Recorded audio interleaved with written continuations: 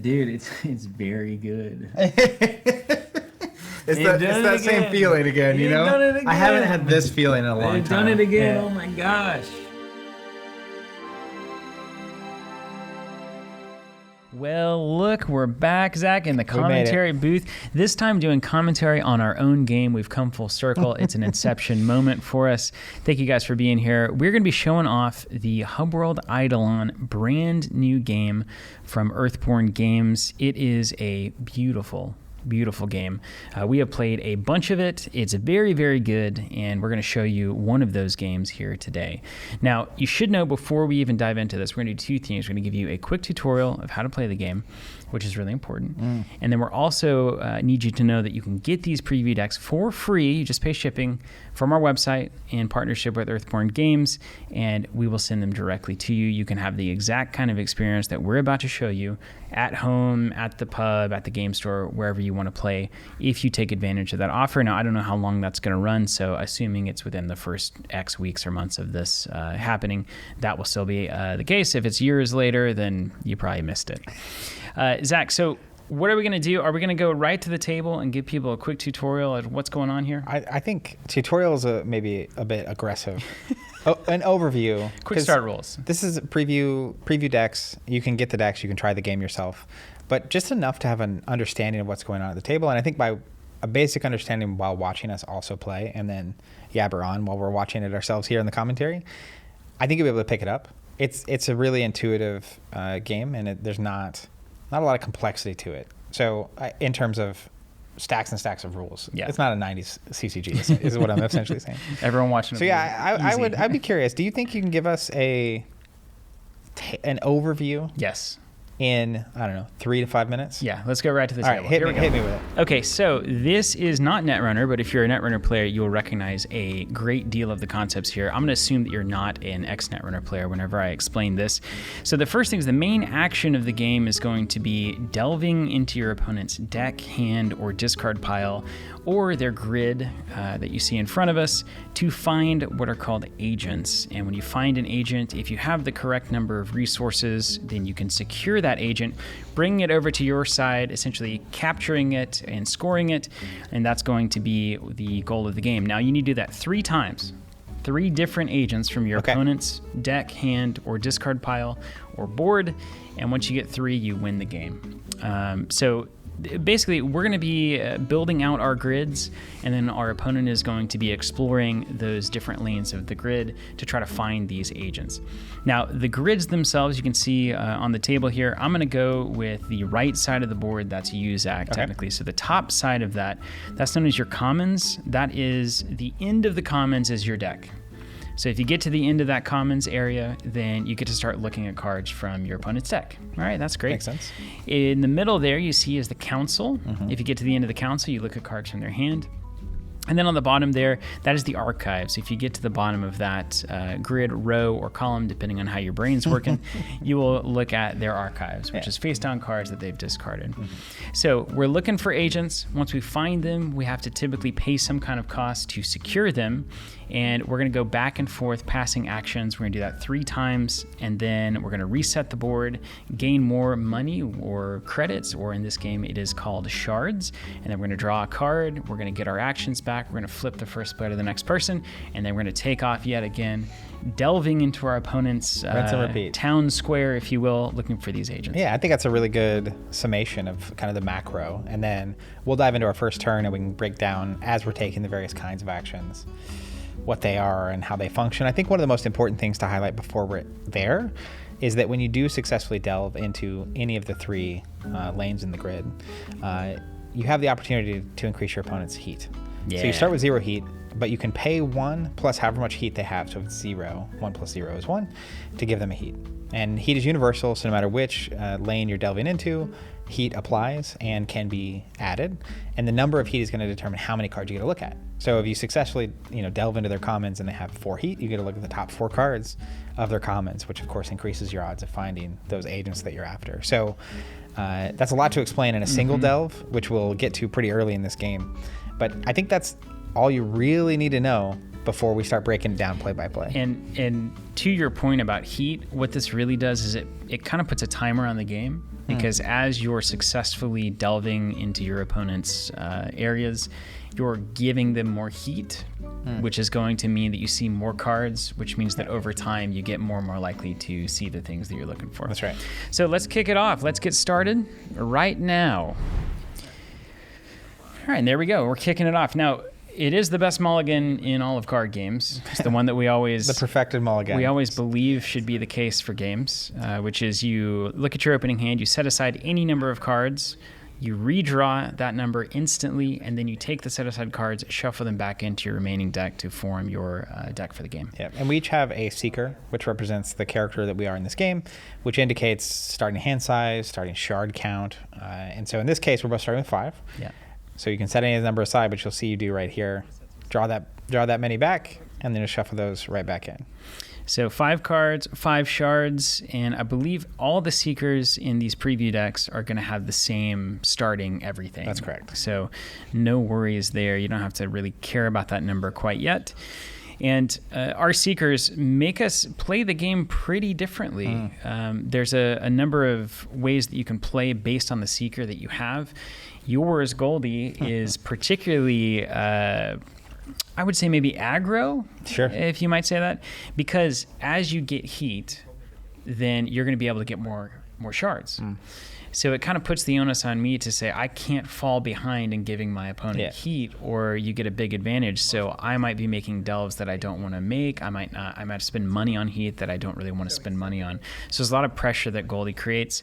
Meantime, Abnus on my side has a more tricky ability, which is the ability to go into your archives and force you to discard a card from your council, which is your hand, at the expense of me discarding a card from my commons or my deck. So it's a tricky way to basically either winnow down your hand if I think there is an agent in there, and then maybe make a run on it, make a delve on it, or to just annoy and disrupt your plans, which of course is always good in any card game we've ever played. Always an enjoyable as experience. You know. So I get the first action, and I can't delve on my first action. That's just a rule of the game, and then everything will be afoot moving forward.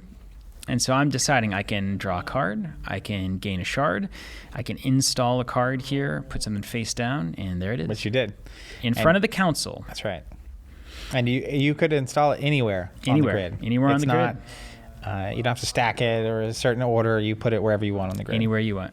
All right, and Zach's going to delve on my commons. He comes all the way to the bottom. He pays 1 to give me a heat, which means he accesses 1 card. And immediately, it's an agent. All right, hold on. Let's pause here. Yep. Let's run down the stats on this agent card for the folks, Mr. Bunn. For sure. So this is Dr. Twilight, and you'll notice on the top left there's a 3. That is the cost to flip that face up if it is in your grid. So I'm discovering this from your deck, your commons. And when I see this, I can actually secure this simply by paying the bottom right number. Yeah, that's the influence, right? That's so right. You pay 3, and you can secure this agent instantly. Yep, pay 3 shards. Now, some of these agents will also have a line of text that say cipher, which is an additional cost that would have to be paid in order to secure this agent, but this one does not. Also, if it was in your grid face up, the barrier cost there in the red, which we'll get into once that is actually a thing, would also actually have to be paid to interact with this card. So I would have to pay 6 in order to secure this agent. But given that that is not the case, I just pay 3 and I will immediately score this. I also, you'll notice when I delved here, I paid the 1 shard to give you 1 heat. And we're tracking that on the dice, you can see. And then the tokens on either side of the mat right now also represent the actions that we're taking throughout the turn. And we are very good about remembering to flip those, as we were the click trackers. All right, so you pay 1 to give me a heat, you discover an agent, you look at the bottom right, you pay 3 to secure that agent, and that's a pretty good first action. Yeah, I mean, I'm 1/3 of the way to my win condition. You see, you're already demonstrating a great way to use those action tokens. Yeah, right now you actually are using them. So doing a good job. So cheers to you for remembering. My second action, I'm going to delve into the council, and then I use infiltrate as a reaction to look at 2 additional cards. So I'm going to look at 3 cards. Yeah, so you paid to give me a heat, normally 1 card at this point, but you actually get to see 3. That Okay, so let's boot-wearing pause for a second. son Let's of a pause for gun. a second. So the first card I see is Shard Winner. Now, this is a source persona. These are typically things that are going to give you your economy in the game. They're going to make you more cards or more resources. To demonstrate that, you see the far left icon on this card. That is a shard icon. So if Shard Winner is face up in your grid, it can always exhaust as an instant to get you 1 shard. I can always pay 2 to trash that card, the influence there in the bottom right. Yeah. Whenever I'm looking at it either in your hand or on the board, it just costs 2 to trash, and then you'll see it costs you 3 to flip it face up while it's in your grid. That's the top left number, and it has 2 very important abilities. So when it's in your council path, it gains you an additional shard when you exhaust it. Very good. But when it's in your commons path, it gets +4 influence, so it becomes a 6 to trash. So those 2 things are basically decided, do you want it to be consistent and stay on the board, or do you want it to be a burst of economy early on? Yeah, and you mentioned something about you can exhaust it as an instant. And I think it's important to note in this game there are instants. And on the grid specifically, you see little white spaces on the mats. These little circles. That indicate, effectively, before you engage with any of this stuff, there's instant window. And instants, as you might expect, just kind of exist everywhere. So you can, in the middle of a delve, instant. You can on your opponent's turn instant and gain things. And so that's just important to note, because you'll see those kind of instant abilities. And then the card you played actually had like a circular looking reaction symbol, which is in response to this thing happening is when you can play this thing. And it's not instance like stacks on stacks, like we're gonna resolve all this weird stuff. It basically is just once you are engaged with an action, there's gonna be a lot of things flying back and forth that are happening kind of all at once. And this was the case with Netrunner too, for any ex-Netrunner players that are in the audience. You know, you had these moments where before, as you're approaching, when you encounter all this kind of stuff, they just classic when you're about to. they just kind of cleaned all of that up and said, here's a window where everybody can do everything, and then we start the encounter. All right, so Shard Winner is here. Now, my question here is, do I really want to trash this card?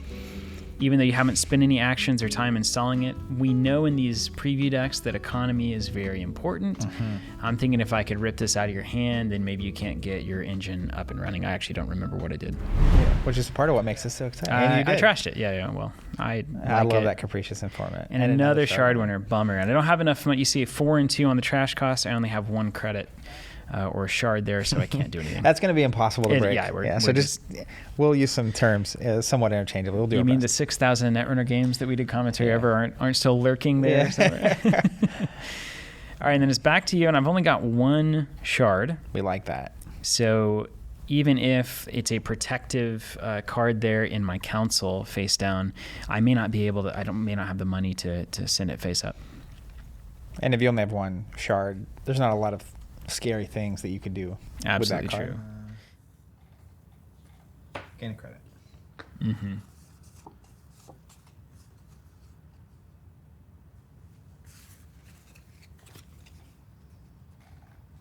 This is my last action. Yeah. I think I just got a shard with my action. I'm actually using the tokens. Look at me. Look at you go.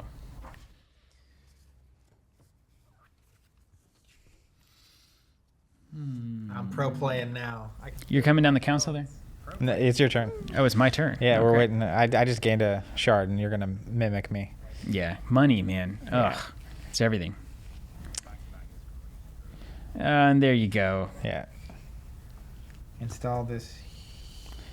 So I instant speed and exhausting Goldie to gain a credit. Just to gain a credit. Icon. Yeah, just that far left icon. Now that's important. Let's unpack this. That. whoa. So the seeker here that you have Goldie can use an ability to gain 3 if you have more heat, or if I have more heat rather, or you can just use the yellow shard icon as normal as an instant to gain a credit, just like we saw with Shard Winner. Yeah. So a lot of times you're going to be exhausting Goldie just to get the 1 credit, and a lot of times you're going to be exhausting Goldie to get the 3 credits if you're doing well. Yeah, and this particular case, I used my last action to install Shard Winner, which then I can instantly res. I can instant speed, pay 3 to flip it over.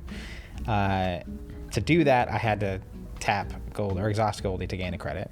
But then it has if it's in this lane, it can get me 2 immediately. And I know you'll see a little blue token at the bottom of the screen on the Aidalon logo that means Steven is the first player this turn. So that is actually going to switch to me after this action.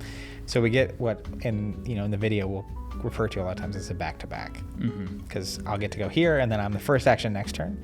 And I knew that, so that it's the reason I am installing and resing the shard winner, because I'm going to get to use it and then use it again before you even have the opportunity to touch it, which is economically positive. It's called for profit. Me. Yes, profit. Yeah. All right, here we go. And you'll see the shards stacking up for me. Now you're on my turn using your instant speed, get your shard with Abnus. Yeah, just into the turn whenever you declare, etc. Okay. There's kind of the easiest rule to remember here on the instance is like, if there's any moment where you think you can use an instant, you probably can. You probably can. Oh, is this no, you just use that instant. So one of the kind of exceptions to that is when you're actually delving and engaging with the card, right? Engaging, it's like you're past the instant window, but now you're stuck. We'll cover that. Yeah, it's a lot it's funny. Any game, when you actually start to be like, and here's how this works, it's like, there's always a lot to cover. Yeah, especially when you go back to knowing nothing. Yeah. about it at all. Yeah. True. I will say this, it can be, any new game, whenever you just get blasted by this is how everything works, feels overwhelming. This is actually, I'd say it's a 3 to 4 game before you feel like you're in the flow. Before it really kind of clicks. game. Yeah. Which any less than that is like, Yeah. Any more than that is like, ugh. If it takes you 10 games to understand what's going on, that's a huge barrier. Yeah. But if it takes you the first game, You're playing solid. It might be pretty simple. Yeah, it's a fine balance. All right, so you got the first action, right? You don't even have to use the shard winner. Remember, that's an instant, right? Yeah. So you don't have to. You can wait until the last minute to utilize that ability. They seem like the kind of team that would be too curious not to. Zorn's not. I appreciate it. I can hear the table talk here, and you're kind of filling the air while I'm thinking. Yeah, I like to do that, so you can't really think very much. Yeah. No, I just ignore you completely. That's a skill I have built after 5 years of streaming. I thought it was way before that. Well, I didn't. Where exactly it comes from. All right, so I'm delving. It looks like on your commons, and I'm paying to give you an extra heat. So you had to pay 2 to get me to 2 heat. Love that there's card. the Dragon Sword. You can pay 3 to trash. There's just Real Mystery. You can pay 2 to trash. And this is kind of pressing into my ability, because now you might not want to actually delve yet. You're gonna have a harder time replenishing your economy compared to me right now. Yeah, you've got 3 on the board. I've got 1 on the board with Agnes, my Seeker. But if you don't delve and give me a second heat right here, I'm just gonna be able to exhaust Goldie and gain 3, which is crazy. Too good. It's too good. It's too good. Yeah. It is too good. I agree. Also, one of the many little things to note, we didn't really have this problem as it was going on in the end phase there, but at the end, there's a cap on cards and shards that you can actually have. Yeah, that's right. And so, even though you might let me run away a little bit with some shards here if you decide not to give me heat, there's something to keep me in check.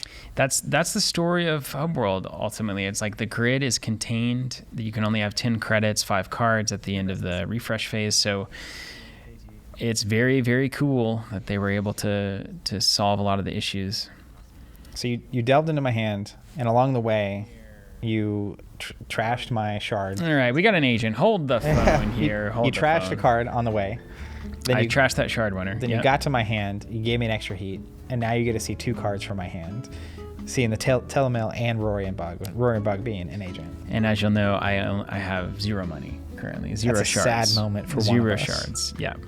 So I see the agent, and it's going to cost me 2 in the bottom right there, the influence, to steal it because it's not on the board. Mm-hmm. And I cannot pay the 2, but I at least know that there is a Rory and Bug agent in your hand. Yeah, and it's important to know too, I instant speed use the shard winner on your delve to gain the shards prior to you being able to trash it. That's right. And if you hadn't trashed it, you'd be able to score here or secure an agent. But you're completely right. But economy, Zach.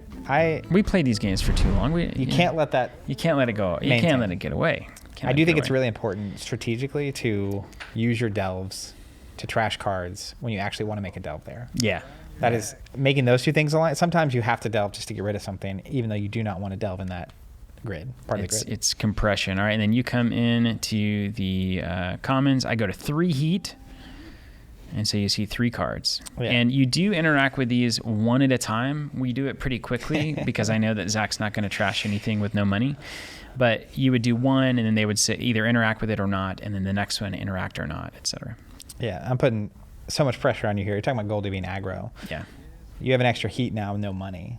Yeah. So I'm going to get to use my ability. Yeah, I can't give you more heat because even if I ran down to the end, I'd have to pay 3 to do that.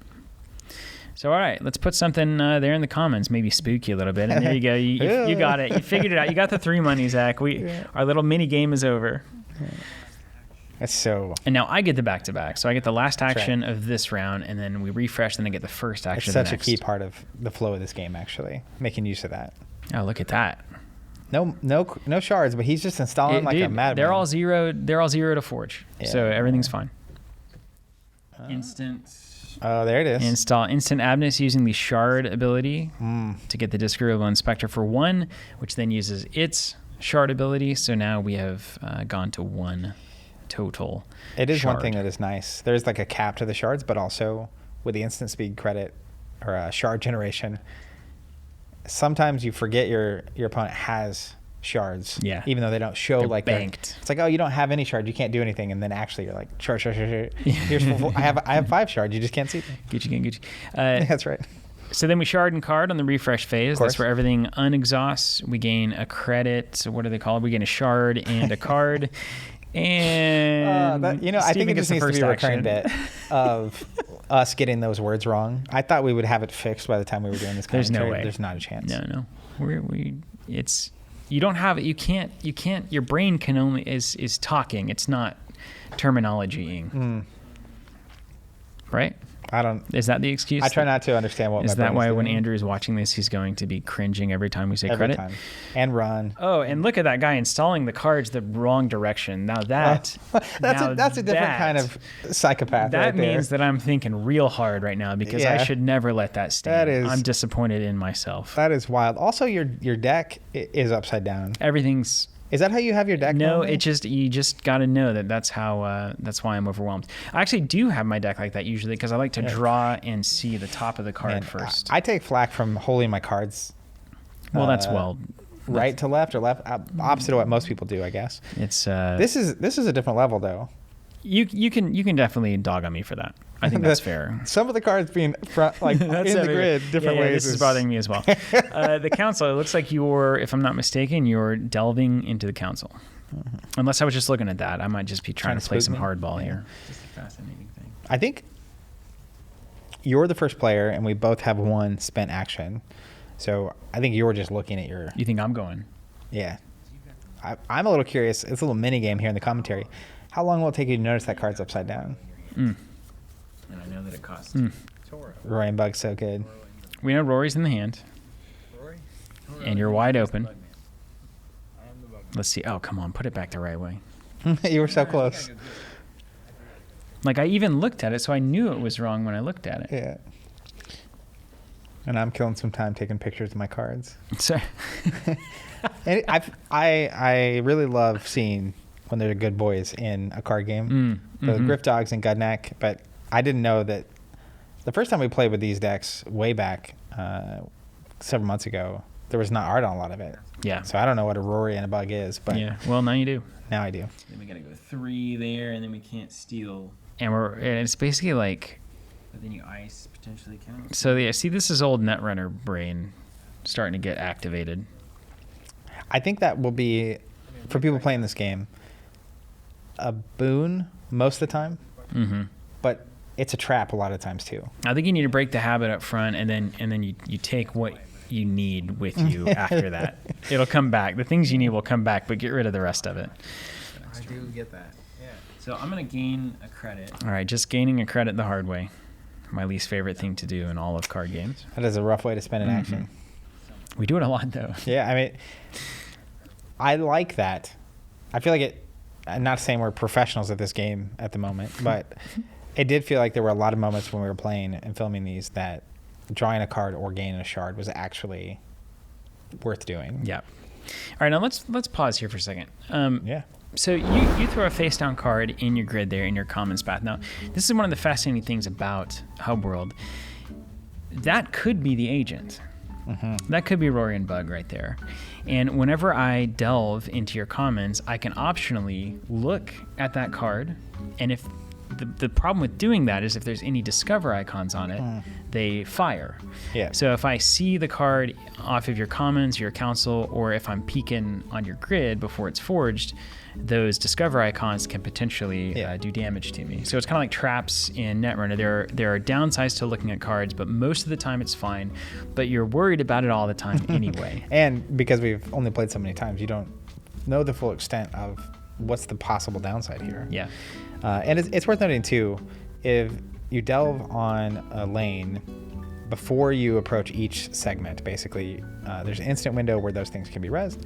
If they are, you have to interact with it. Yeah. If they're face down, you can optionally interact. And if you do optionally interact, that's called discovering. Yeah. In which case, if there are discover icons, those abilities fire. But then you can trash it still just by, like, if you had seen it out of your deck or hand, you just have to pay that bottom right. Yeah. If it's an agent, it's the same thing. So it's all very tricky. Yeah.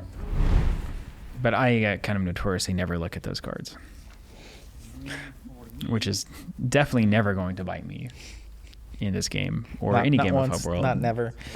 Specifically later in this very particular But thing. you can truly hide agents all sorts of places. And a lot of times you want to forge them and use their abilities like a lot of the time. Yeah.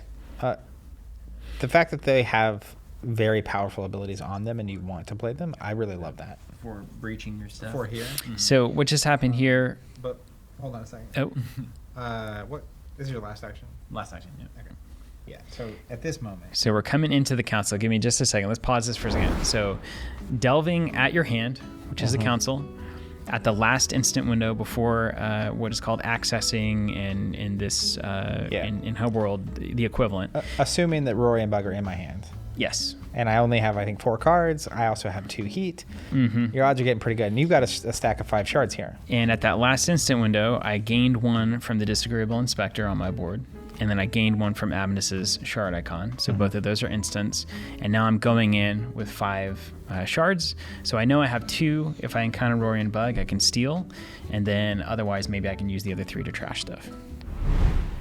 And you are rezzing the Telemail cluster after its forged stage a card because you get to install. That's right. Or slash stage I played a card. tricky little game here. And I assume that's got to be Rory and Bug, right? It seems statistically quite likely. So that's a bummer. I'm down to 3 cards in hand. You're going to get to see 2 of them. And if there's an agent in my hand, your odds are good of finding it. And that's important to note. You can stage, you can forge a card, which is flipping it face up at any instant window. Yep. So There's it's not definitely- just the lane you're on. With the instant windows and the way they work in this game, it does really create a much more dynamic and the one action at a time. Yeah. It's way more dynamic flow of what's going on here. Now that I know that and you know that, maybe you don't do that. Some quality analysis at the table. Professional strategizing there. It's just game theory. Down. I have to assume that. Del Toro? I think Del Toro is. We're insufferable. He still isn't fixing the card. Not a chance. Come on, dude. Oh, teasing us. Spin it. You just keep. Spin it. Goldie's definitely my girl. It's crazy. So now what I'm deciding is, do I want to give you a heat or not? Because I assume that I'm not going to see the agent this time. But if I don't give you a heat here, you get 3 credits going into your next turn. Yep. And if you do give me a hit, you'll get to see every card in my hand. That's right. But you also be down to just 2 shards. Just 2. So I could steal Rory if it was, but you have to assume that I would give you heat, and then I would have 2 remaining, so you probably think Rory is safest on the board here. Yep. But I could have an agent in my hand that costs 3 Absolutely to right. take, which would be Devastating. really devastating. Yeah. I think you've got to give me the heat. Economically, You it's can't too, let me take my first to just get 3 next turn. That's too much. It's too much. I like that we played enough games and it's been enough time that I don't know. Yeah, right. I don't even know the right answer. Yeah. I don't know the answer. I also don't know what happens. A lot of times we do commentary on like a Netrunner World Championship Finals, and you know who wins because it is known now. Yeah, because they don't have sleeves. Avoid it. Yeah, I mean it's Dan, or if it's X-Wing, it's Paul. Got it. Isn't it? It's so. It's like you feel. Do you think you'll fix that card before you res it? Yes. Or like just being one credit a different direction. You getting 3 is also intolerable. So no, I've certainly entered my tunnel of doubt phase, which that's when games get really good. When I have the potential to second guess myself infinitely. Yeah, and games like this, which categorically is more in line with like a Netrunner, right, than Magic, just the way it's functioning. This kind of back and forth hide and seek, trying to find, playing your opponent, bluffing game it's impossible most of the time. You can make statistically good decisions, but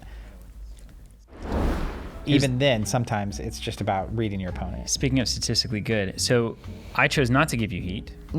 Maintain the 5 shards, but also remember, I'm having to think, if you start delving on my stuff, do I still have the shards needed to forge it so that you can't just run away? And it's just like... That's true, because I will get the back-to-back. Yeah, the back-to-back. And you have 3 heat, so if you can't, as an example, forge that front card into your commons, and I can just do it twice, it could be devastatingly bad for you. That could be the end of the game. Yeah.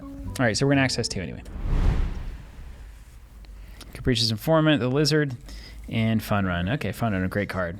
So, okay, I missed 1. If it's Rory and Bug, fine. You did it. You got it. Draw a card. And then tell them all you see that blue icon means instant speed, draw a card. Yeah. Now, the fact that I did that after you accessed makes me think I didn't have an agent in my hand. Oh, look, and you just res Rory and Bug right there. Yeah. And just use its ability there. And I'll get to do that back-to-back, of course. And one thing to note, well, I'll note that in a minute. Yes, I did res it, so it was not in my hand. Me drawing a card at the end makes me think it wasn't in my hand either. I didn't want to give you another chance at something good. Yeah. The fact that you just forged it on your board makes me really think it wasn't in your hand. Well, that definitely helps. All right, last action, you're staging the Capricious Informant, using it to get a shard at instant speed. And then we'll see if you go ahead and go to the refresh phase shard card. Oh, there you go. That's what you're saving your I'm going to pay 3 for. to get the shard winner. Going to instantly use it to get 2 credits because it gets 1 in the council path, 1 extra in the council path. So good. All right, so we got some economy going. So I've got 3 perennial credits on the board. 4 with the Seeker. You've got a card, a credit, and a credit. So you've got 3 credits and a card on your side of the board. One of yours is coming from an agent who is relatively exposed, no obstacle in front. So you got to see. But Roaring Bug does have that really annoying... Oh, doesn't it? Exhaust, lose 2 shards, move it. And it's delving twice to get one of these agents is a lot. It's a lot. Well, you get 3 money right off the top, 3 shards from Goldie, so... Yeah, I don't hate it. So now I'm... what's going through my head as I'm just watching this is, okay, well, I've got to go commons. Oh, nope. Build the board, baby. Yep, okay. Well, never mind. I don't know which Steven is better. The other thing about this is... I didn't fix the card, by the way, you'll notice. Yeah, you just read it. Yeah, forged. I can't... As far as I know, currently in the game, Rory's on the table. So you don't have to get it right now. Yeah, you just have to get it at some point when it behooves you to get it. There it is. And I can instant speed get the credit from it, or the shard. So I think it's easy to just see it, and you see blood in the water and still go, which it seems like you're actually doing on second thought. But there, I'm using that ability. And here we go. Also, one thing I was going to mention. So hold on, let's look at that ability. So exhaust, you lose 2, and then you move it over. Now you can't do that again because it's already exhausted. That's right. So now it's exposed. You might have to protect it, or you just say, okay, well, the penalty of taking it is so big that I don't care. You will be so far behind that I'll still be ahead of the game. Well, and in this case particularly, it got you to delve on my commons, which you clearly wanted to install or put a card in the grid. And instead of doing that, you actually just went right at it. But secondly, when an agent is face up on the board, you also have to pay its barrier cost to interact with the influence to actually secure it. So he's going to cost 5 to take. Yeah, 3 and 2. So 3 barrier and then 2 influence. Which is so many shards. look at how poor we are. All of them, right? And so it's the kind of thing where the agent goes down, is now face up is known. And I'm just trying to make that cost you as much as possible. And I'm already ahead because I have an agent. And so I want to use your vulnerability in that moment to press the advantage. Yeah, and this is one of the things that the team at Hubworld Aidalon at Earthborn Games really wanted to happen in a game like Hubworld is we want these agents to actually like see play. Like they're not just hiding. They're like they're personas in the world that you're interacting with, and you're actively know where they are, and you're going to find them to bring them to your side. Yeah. But meantime, your opponent's getting a big advantage until you decide to do that. And it's cool because it gives you the choice, and it does create tension around when are you going to make this choice, and is it the right time or not to do it, instead of it completely being blind. And we're going to talk about it all the time with this game in particular and why it's not Netrunner. But as opposed to, it kind of got to the point where a corp would only install an engine and advance it if they could absolutely 100% score it. Like 95%, yeah, until you But there is a release, just having it on the board res. Yeah. And we both know it. There's a tension that is created there that is different than is the thing face down a thing or not. Yeah, absolutely. Go on, I will go ahead and pay 3 to give you a heat. All right, so we are going through to you moved Orion Bug. I go and give you a heat, and then we see another agent. No. Okay, you got to pause the phone here. Sergeant Cole. Here we go. Technically, because you're seeing him and he's not face up on the board, you only have to pay 1 to take him. But he does have that cipher keyword I was telling you about, which is engage player exhausts a card in their archives path. But I don't have a card in my archives path. That's a bummer. Yeah, so there's 3 grid squares at the top of my board. That's my archives path. Yep. And you'll notice I don't have anything to exhaust there, which means I can't satisfy the cipher, which means I can't steal the agent. But that inability to steal it is another tension point created. Because now you know Roy's on the table. Sergeant Cole's going to be in my hand because he's on the top of my deck. Yeah. That's... I'm already... I can feel the game, baby. Like stress building in me right now. All right, here we go. Can't do it. I want to trash it, but I can't, right? Oh, I'm doing it. Oh, my gosh. I'm just like... Dude, I'm wrong. Rory's going to be here for life. I'm wrong about myself. How am I not myself? Do you think is that the right choice? I don't know. I guess we're about to learn. Yeah. Fixing to find out. You're at 6. I'm at 0 money. I have 3 on the board, you know. This is what I was talking about earlier, though. 4 on the board with the Seeker. It looks like you have no money. Yeah. And if you're a Netrunner brain, it's like, oh, they can't do anything. They don't have any credits. But you've got 4 shards on tap, ready to go. Anytime. Which is a lot in this game. That's going to forge most cards that we have in the preview decks. You'll notice of all the things forged on the table right now, I don't think any of them stop anyone from almost doing anything. Rory has the barrier cost, which you would have to pay to both interact with it and then also to get past it. Yeah. But otherwise, it's not like in the run or, kill your opponent effects are on the table. It's the Damon Stone special. If Corpse will learn that they don't have to end the run, they'll win. That's what he said. Perception is reality, eh? Perception is that reality, old baby. That old Jim. I don't know if any of us at the time of that recording thought we would reference that particular conversation as much as we have. I think some of us actually knew exactly did know that. Oh, another upside downy card. Wow. I think you're just trying to mess with me. But it's bothering me more than you, for sure. Yeah, at the table, I only install agents noticed. Upside down. You should actually do that, but 1 in 10 times don't. Yeah. Every time I look, I see myself looking at the commons path there. I wonder if you're actually delving. Yeah, that's fine. I think you are.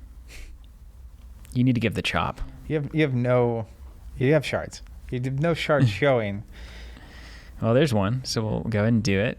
And then you are delving on the commons. There's a Barbican Gate. So we have an obstacle ability. Let's pause the screen here for a second. You've got a engaged player may exhaust a forged card in their grid. If they do not, I gain 2 shards. So I have to exhaust a forged card, or you're going to gain 2. And it's important. You cannot use instance now.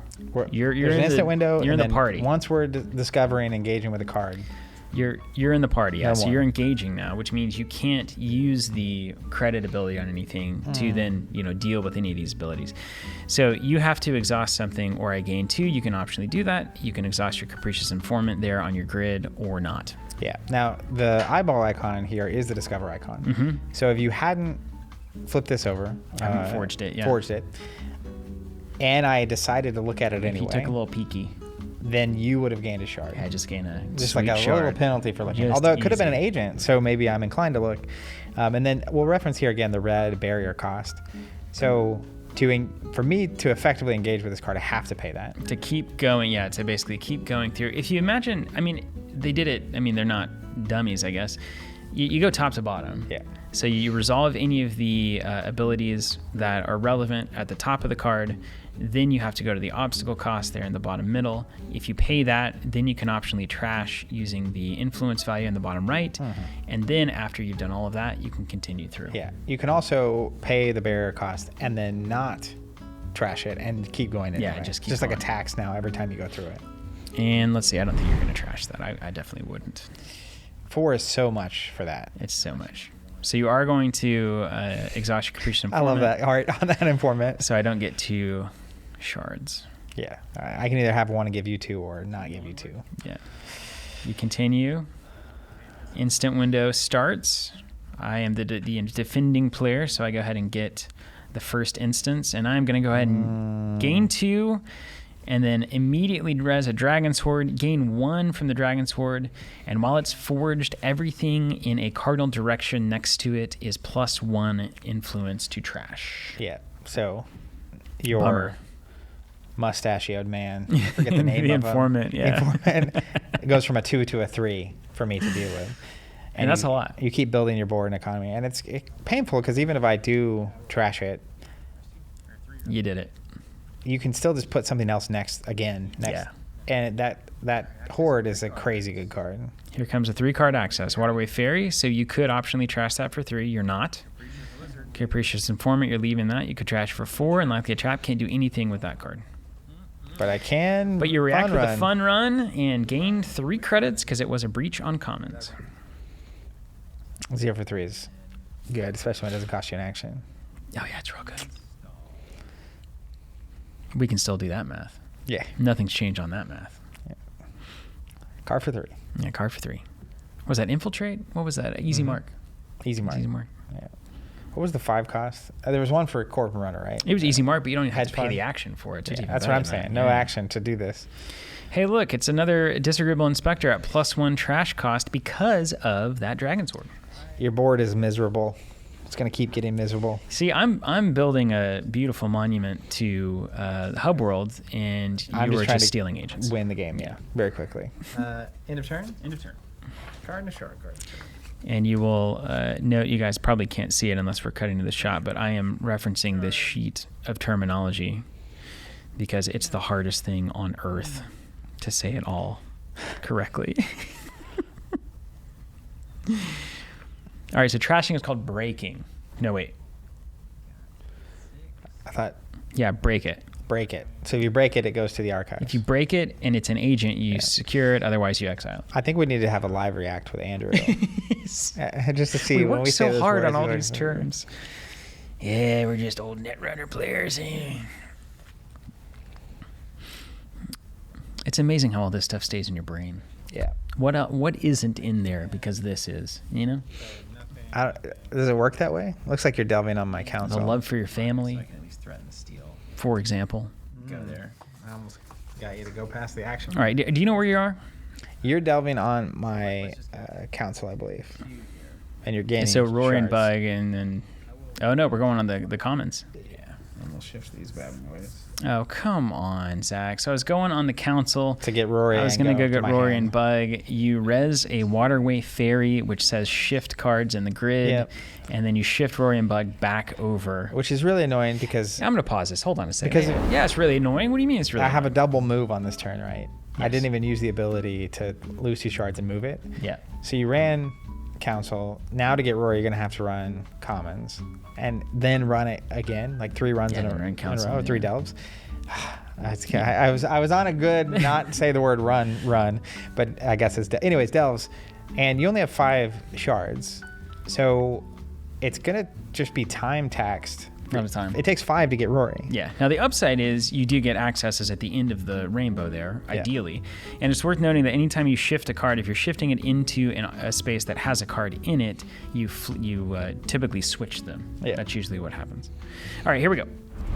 And now the waterway also, it has a barrier that you'd have to pay. So if you want to look at my hand, you're going to have to pay to do it, which then means you don't have enough. Yeah, no way. But you do have some on board. Can't do that it. You could get. Can't do it. So I go to 3. He's doing it. All right, we're doing it. Well, never mind. I mean, you can see 3 cards. You know Sergeant's in my hand. And you do actually now have a card in Archives that you could exhaust. That's to true. take Yeah. it. So here we go. But it'd be a shame if you missed. Let me go ahead and get an extra one, if you don't mind. So at the instant right before we breach, we can use all of our instants, right? I think I would go ahead and just use the Here. Oh, no. money. Who's laughing now, Bun? Paying 1's pretty good. That's for that. why we didn't use the Disagreeable Inspector to gain cash. And there's an Infiltrate. Can't do anything with that. No influence. Oh my goodness, it's Gargalo Larga. That's a 3rd agent.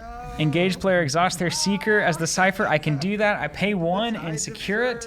2-1, baby. So suddenly, Game's on the table. it's 2-1, and Rory wins the game for you if you get Rory. Who's laughing now? Now, I will say this, too.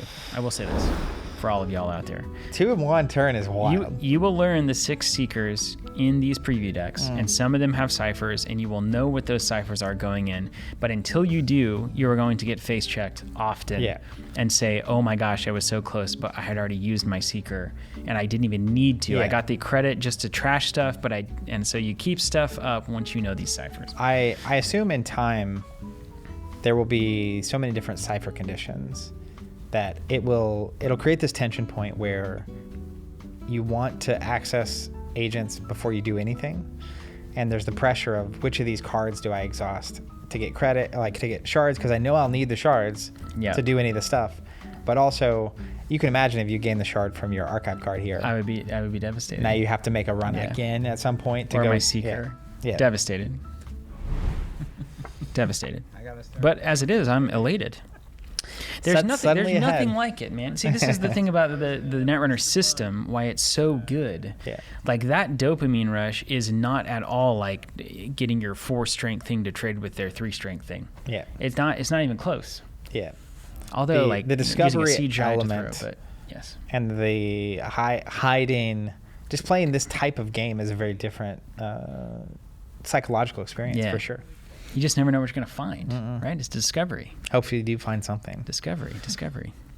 So now I'm on the clock. How did we end up? Yeah, because Rory, You just need 2 actions and money to get Rory. yeah, assuming you don't install stuff above it.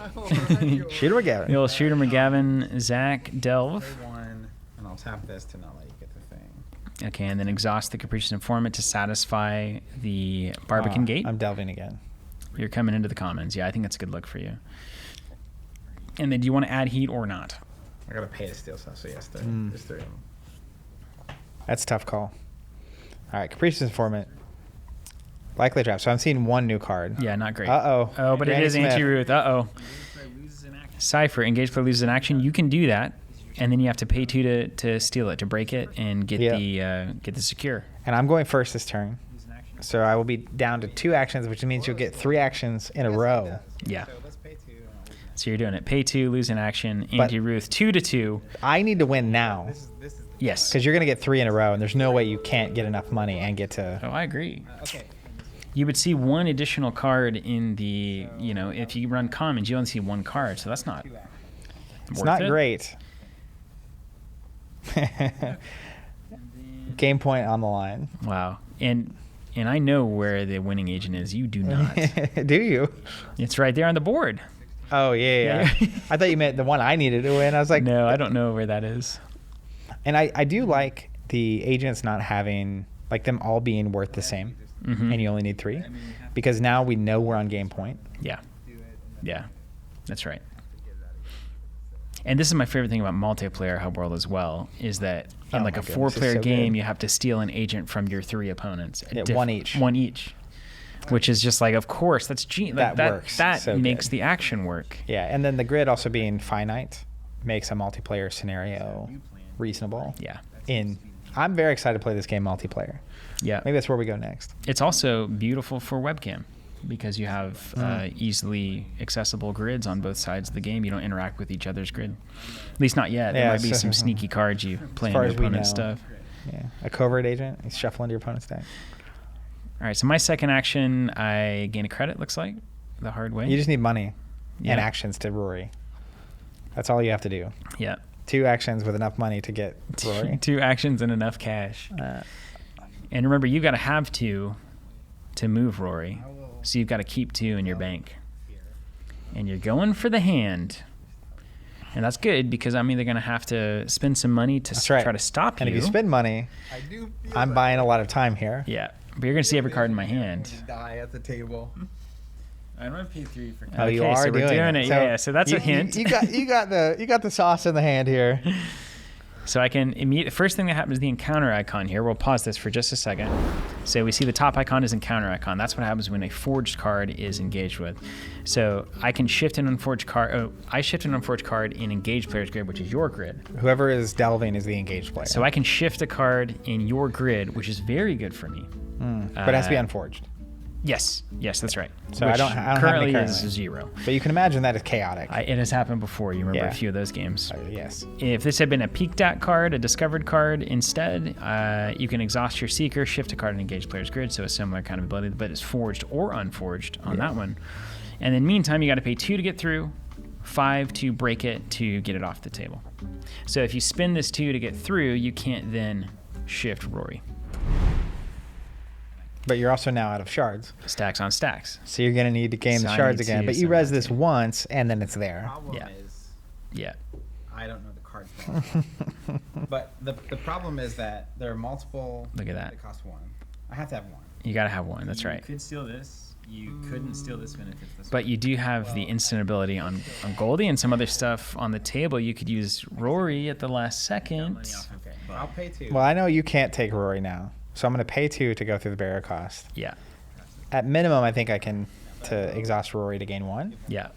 To hope to have a chance to take something if you do have in hand. But then whether or not to exhaust Goldie is a question. Mm-hmm. Because I might need another shard to take a agent. But Because I might have a Rory and Bug in there. if you've got Sergeant Cole in your hand, I need to not have Goldie specifically. Oh, that's exhausted. true. Or Yeah. the Gargula Larga, Yeah. I think, Yeah, is the yeah, seeker one. 5 cards, 3 cards, 3 cards, 6 cards, 4 cards, 8 cards, 6 Okay, cards. But 'cause then Sergeant Cole is the archive card. Meantime, if you discover 2 Barbican Gates there and I gain 2 credits, then I win the game.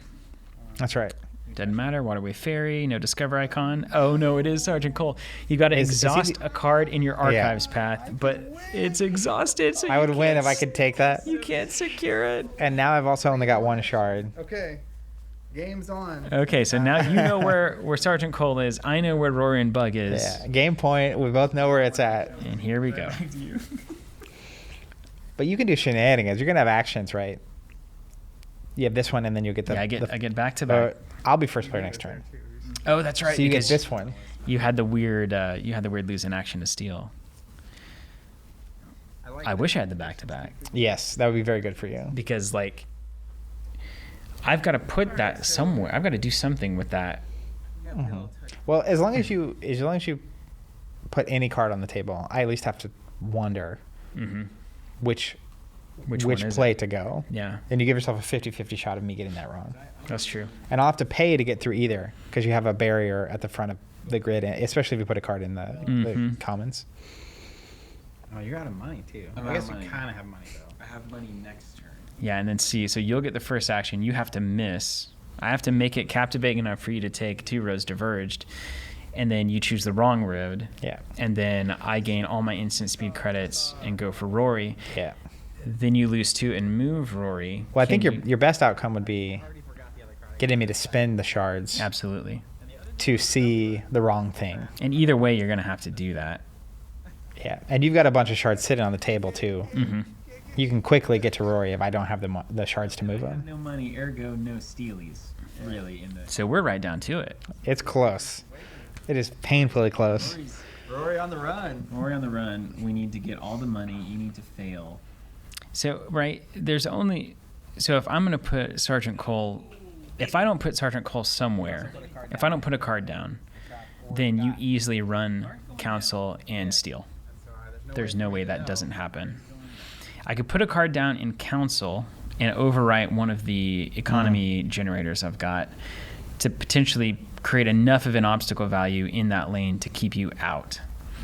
I could also put a face down card somewhere else, and you say it's either Sergeant Cole or it's not, and then you have to choose. If it is, I go run it and steal it. If it's not, I go to council. Okay. So one thing I like about you playing the card here is that the barrier in front taxes my archive card. Yeah. Cards and shards. So if it is Sergeant Cole and I need that to not be exhausted, I guess I can exhaust any card. You can exhaust any card, but that is going to slide on your economy too, although you can just use your little telemail cluster. Of moving Rory. Okay, so here you go. So You get fancy. you're either going to check the face down card or you're going to check the hand. It's cheaper for you to check the face down card. So you would assume that that means that's not where Sergeant Cole is, right? But if you know that I know that. Love games. Yeah. Also, it's upside down, which means it is an agent. That's my That's your that's tell. my rule. Yeah. It's You've done it that same again. feeling again, you You've know? done it I haven't again. had this feeling in a long time. And like it could also be, let's say that's a waterway ferry, and then I gain credits, res the waterway ferry, slide it into the council path. If you go council, otherwise I just leave it. Yeah. But it's not. It's definitely not. But So shifting there is a big deal too. that is nice to have. I know, unfortunately. This feels familiar, right? It does, Like, yeah. This is the tension. It's like- this is the tension. Because you only have a couple. I'm going to see all the cards in your hand if I go. Yeah. If I get there, and I can get there, but I don't have a ton of excess shards, No. and you'll get another action too. So you can put another card in the way. I did that. Yeah, this is a big moment. All of this is the grid. I agree. You will go on the grid in some capacity. Because we know Agent What's His Bucket. I have to tap this thing to get him. Yeah, we'll go there and we'll just put it to the test. So I'll pay 2 to get. All right, so you are going to the council. I'm going to your hand. Going yeah. to my hand. Would you like to do anything? No. All right. Now- I'm gonna go ahead and gain 2 money just because. One thing I was thinking is, if it is Cole over there, I agree.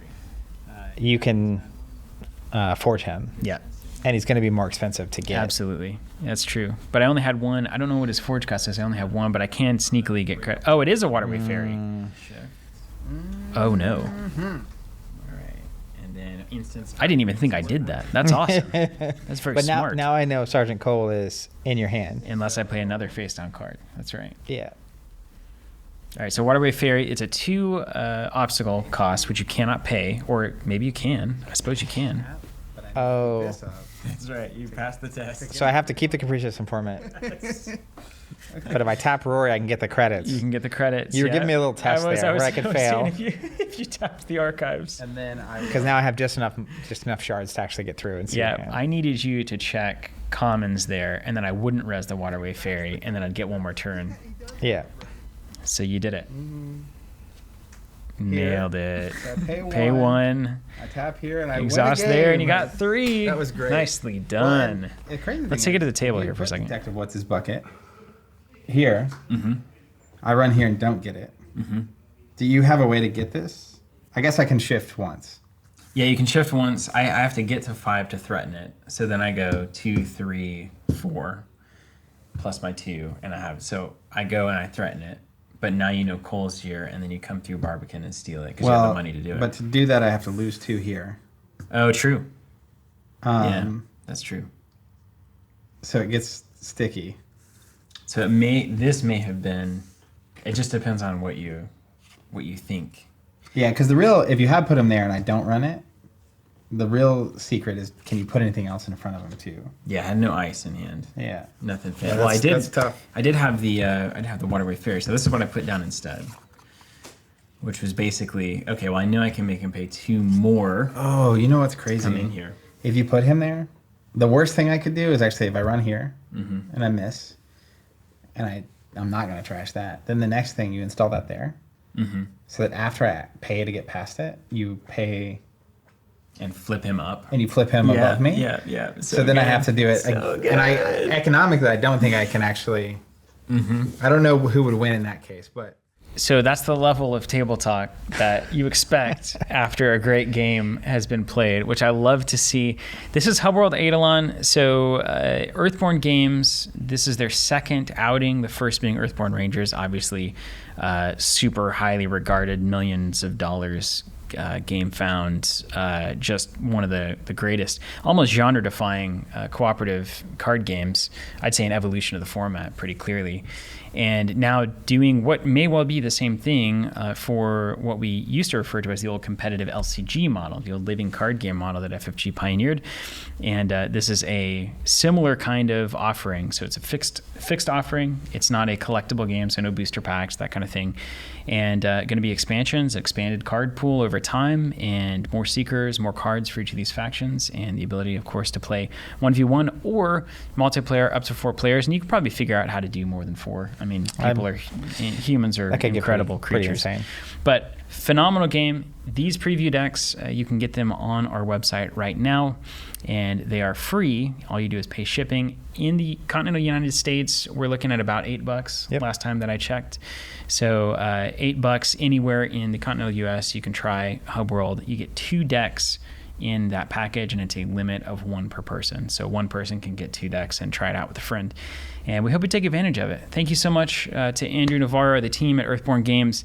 It has been an absolute joy to see this game come along, to see the refinements over time, and then to play the final version with incredible art style, just phenomenal gameplay, and something that really does sink its teeth into you after a few games. You start to get the hang of it, and you start to say, "Oh, I get it." Oh, yep. 100%. Well, definitely check these out. The preview decks are available on the website, and it's worth, this game and this studio is worth checking out. So if you are interested at all, head over, grab a pair of those decks, try it out for yourself, and I think you'll be really pleasantly surprised at how much you enjoy it. Thanks, y'all.